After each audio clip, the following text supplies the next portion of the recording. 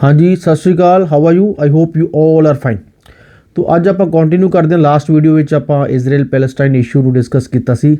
Basically सारी history की सी आप जी सिविलाइजेशन सीगियां कैनानाइट्स और इजराइलाइट्स और होर सारा बेबीलोनियंस ते आप सारा डिस्कस किया सीगा। ते हौली हौली हौली हौली आप चलते चलते ओटोमन अंपायर भी किया। ओटोमन अंपायर जिहड़ा है 1515 तो लैके 1917-18 तक यह रहा। 400 साल का यह राज सीगा ओटोमन अंपायर का इस एरिए में पैलेसटाइन इजराइल वाले एरिए के। हौली हौली फिर जो फस्ट वर्ल्ड वार 1914 स्टार्ट होया तो 1917 के लागे तागे बेसिकली 1917 के वेलफेयर डैक्लेरेशन पास हुई। इस डैक्लेरेशन को पास करने पिछे ब्रिटिशर्स दे की मंतव सी, की ऑब्जैक्टिव सी। ब्रिटिशर्स नू बेसिकली ओटोमन अंपायर नाल लड़न वास्ते जूस की हैल्प की लोड़ सी। और ओटोमन अंपायर किते सी जिथे जूस वस रहे सी हौली हौली आके सारे पास्यों।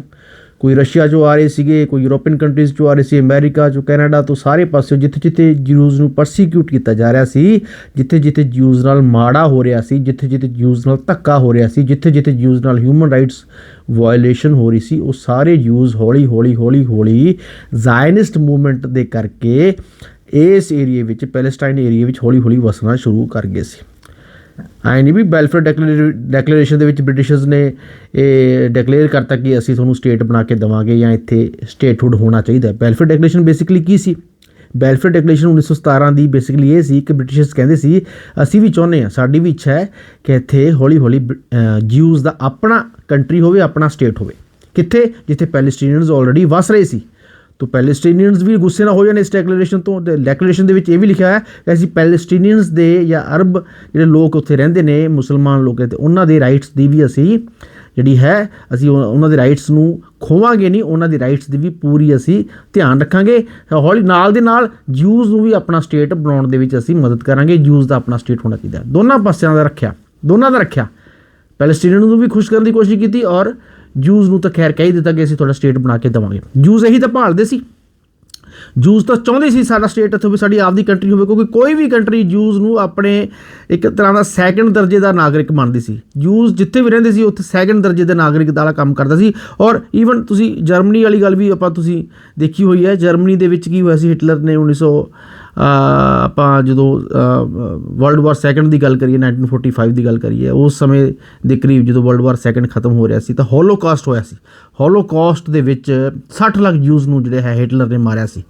तो जर्मनी विच तो बहुत माड़ा हाल होया सी। 1945 की मैं जो मैं गल करा, वर्ल्ड वार सैकंड की गल करा, उस समय भी जूस बहुत सारे जूस इत्थे आके वसे सीगे। चलो वो गल बाद दी है। आप 1918 की गल करिए तो 1918 में वेलफेयर डैक्लेरेशन पास हो गई। ब्रिटिशर्स ने कहा असीं तुहानूं स्टेट बना के देवांगे, इत्थे स्टेट होना चाहिए, तुसीं साडी हैल्प करो ओटोमन के खिलाफ, ओटोमन अंपायर के खिलाफ। जूस ने ब्रिटिशर्स की हैल्प की ओटोमन अंपायर के खिलाफ। ओटोमन अंपायर हारिया फस्ट वर्ल्ड वार में, ब्रिटिशर्स जिते। ब्रिटिशर्स नूं 1922 के विच मैंडेट मिल गया पैलेसटाइन नूं गवर्न करन दा। तो पैलेसटाइन वाला जिहड़ा एरिया आ जिहड़ा एरिया है, देखो ध्यान नाल, आ जिहड़ा एरिया है ये सारा जिहड़ा एरिया है आ इत्थे पैलेसटाइन है, ठीक है। इजराइल कह लो हुण, इजराइल, सीरिया, इराक, तुर्की, ये सारे एरिया जिवें थल्ले आ जिहड़ा जॉर्डन है, इस एरिए नूं गवर्न करन दा जिहड़ा मैंडेट सी वो ब्रिटिशर्स कोल मिलिया। और अद्धे जिहड़ा एरिया होर जिहड़ा नाल दा एरिया सी वो जिहड़ा मैंडेट जिहड़ा है फ्रांस नूं मिलिया। फ्रांस भी जेतू कंट्री सी फस्ट वर्ल्ड वार दे विच, ब्रिटिशर्स भी जिते सीगे। तो ये जॉर्डन हौली हौली फ्रांस कोल चला गया। तो आ जिहड़ा सारा एरिया पैलेसटाइन वाला एरिया इस नूं ब्रिटिशर्स नूं मैंडेट मिलिया 1922 दे विच कि ब्रिटिशर्स ने इस नूं गवर्न करना है। तो वो मैंडेट 1947 तक रहा। तो 1922 तो लैके 1947 तक बहुत ज़्यादा मास माइग्रेशन ज्यूज़ की हुई इस एरिए दे विच। वर्ल्ड ओवर जिथे जिथे ज्यूज़ नूं सताया जा रहा सी, जिथे जिथे ज्यूज़ नाल धक्का हो रहा सी, सारे हौली हौली हौली हौली इस एरिए में वसना शुरू कर गए। और ऑलरेडी इत्थे पैलेस्टीनियन वसे हुए सी, ठीक है, मुसलमान वसे हुए सी, अरब कंट्री के लोग इत्थे हौली हौली वसे हुए सीगे। लेकिन हौली हौली हौली हौली की होया, डेमोग्राफिक चेंजिस शुरू हो गया। इजराइल जिहड़े ज्यूज़ क्योंकि इत्थे वसना शुरू कर गए सीगे, हज़ारां की गिनती में इत्थे आउण लग गए सी, डेमोग्राफिक चेंजिस शुरू हो गई। जिहड़े ज्यूज़ हौली हौली वधन लग गए और पैलेस्टीनियंस हौली हौली घटन लग गए। ज्यूज़ वधन लग गए, पैलेस्टीनियंस घटन लग गए। तो 1947 तक बहुत सारे ज्यूज़ इत्थे वसने शुरू हो गए और वो इत्थे अपना स्टेट हुड नूं ਭਾਲ ਰਹੇ ਸੀ ਸਾਨੂੰ ਪੂਰਨ ਤਰ੍ਹਾਂ ਇੱਥੇ ਇੱਕ ਸੋਵਰਨ ਸਟੇਟ ਮਿਲ ਜੇ, ਜੋ ਕਿ ਉਹਨਾਂ ਨੂੰ ਮਿਲਿਆ ਸੀ 1948 ਦੇ ਵਿੱਚ। ਉਹ ਕਦੋਂ ਮਿਲਿਆ ਸੀ ਮੈਂ ਤੁਹਾਨੂੰ ਦੱਸਦਾ। ਦੇਖੋ ਆਹ ਦੇਖੋ ਧਿਆਨ ਨਾਲ ਸੁਣੋ, ਆਹ 1917 ਦਾ ਨਕਸ਼ਾ ਹੈ।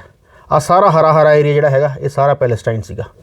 1946 ਦੇ ਵਿੱਚ ਸੈਕੰਡ ਵਰਲਡ ਵਾਰ ਖਤਮ ਹੋਣ ਤੋਂ ਬਾਅਦ ਆਹ ਜਿਹੜਾ ਸਾਰਾ ਏਰੀਆ ਹੈ ਹਰਾ ਹਰਾ, ਸਾਰਾ ਹਰਾ ਨਹੀਂ ਰਿਹਾ। ਇੱਥੇ ਮਾੜੇ ਮਾੜਾ ਵਾਈਟ ਪੈਚਸ ਤੁਹਾਨੂੰ ਦਿਖਦੇ ਹੋਣਗੇ।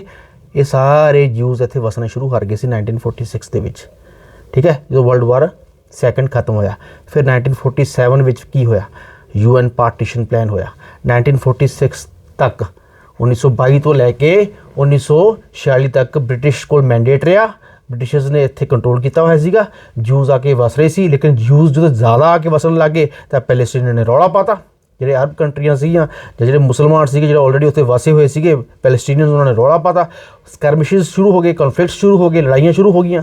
ਔਰ ਲੜਾਈਆਂ ਇੰਨੀਆਂ ਵੱਧ ਗਈਆਂ ਕਿ ਬ੍ਰਿਟਿਸ਼ਰਸ ਨੇ ਹੌਲੀ ਹੌਲੀ ਰੋਕ ਲਾਤੀ ਜੂਜ਼ ਨੂੰ ਕਿ ਤੁਸੀਂ ਹੁਣ ਆਉਣਾ ਬੰਦ ਕਰੋ।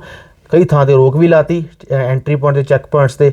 ਔਰ ਜੂਜ਼ ਨੂੰ ਆਉਣਾ ਬੰਦ ਕਰਨ ਲਈ ਇਹ ਜਿਹੜੀ ਹੈ ਬ੍ਰਿਟਿਸ਼ਰਸ ਨੇ ਕਾਫੀ ਜ਼ੋਰ ਲਾਇਆ, ਲੇਕਿਨ ਜੂਜ਼ ਆਉਣੋਂ ਬੰਦ ਨਹੀਂ ਹੋਏ। ਈਵਨ ਜੂਜ਼ ਦੀ ਫਿਰ ਬ੍ਰਿਟਿਸ਼ਰਸ ਨਾਲ ਵੀ ਕਈ ਥਾਂ 'ਤੇ ਝਗੜਾ ਹੋਇਆ, ਲੜਾਈਆਂ ਹੋਈਆਂ।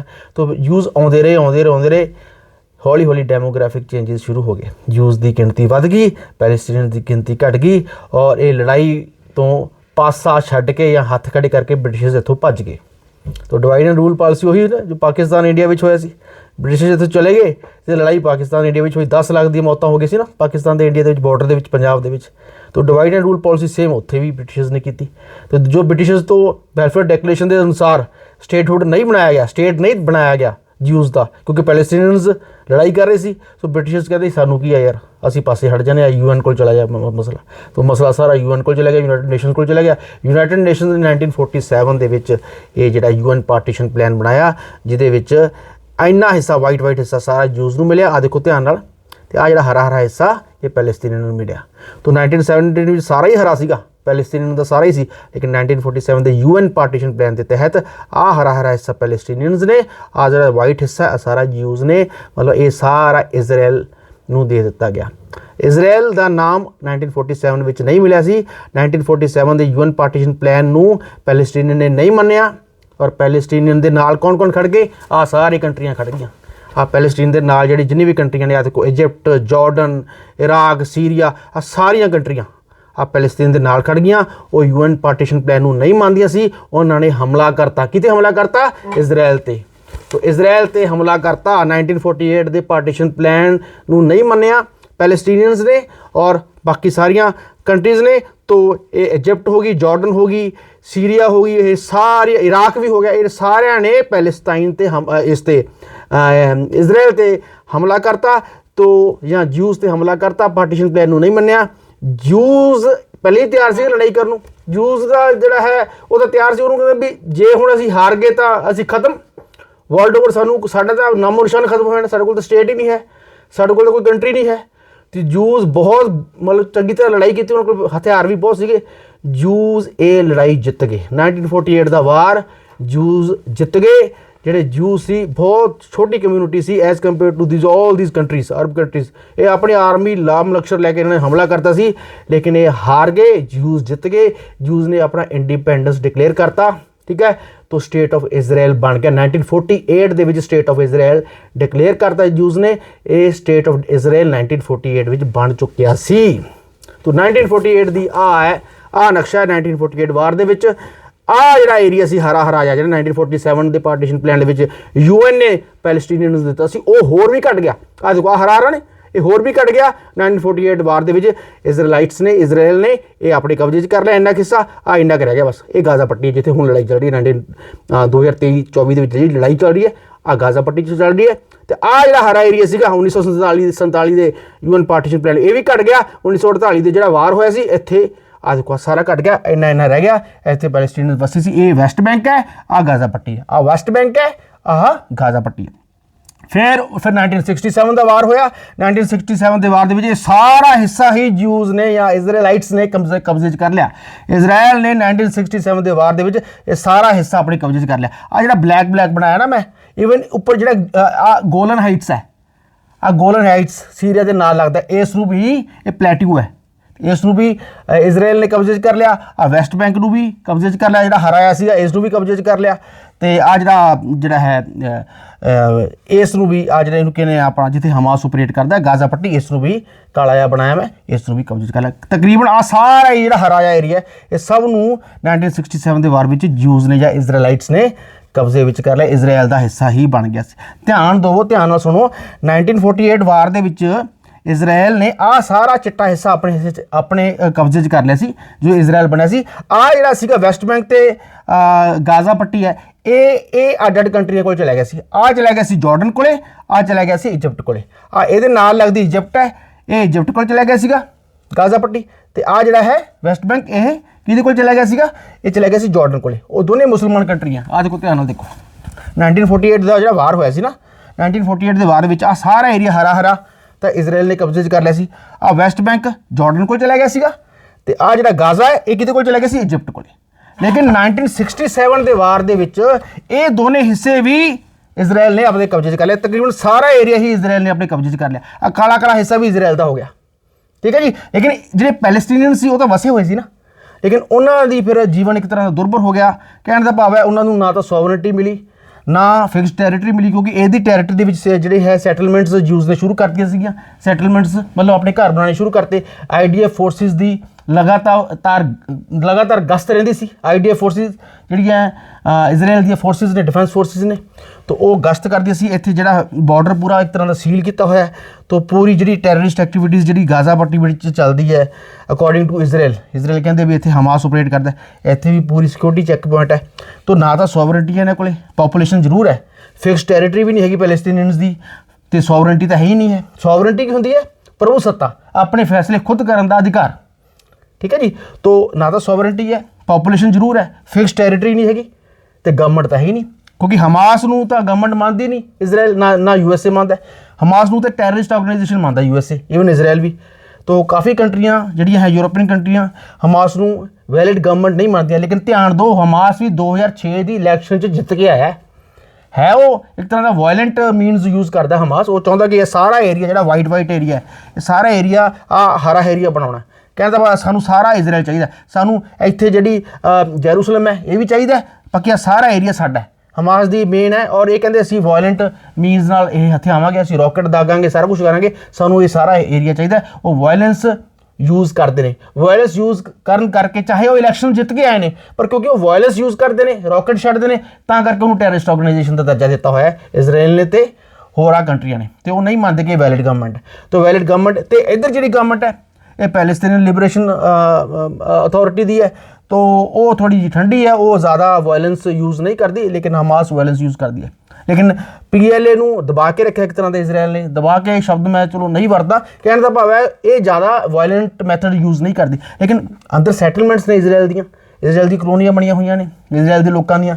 तो बेसिकली टोटल सॉवरेंटी तो इन्हों भी नहीं मिली हुई।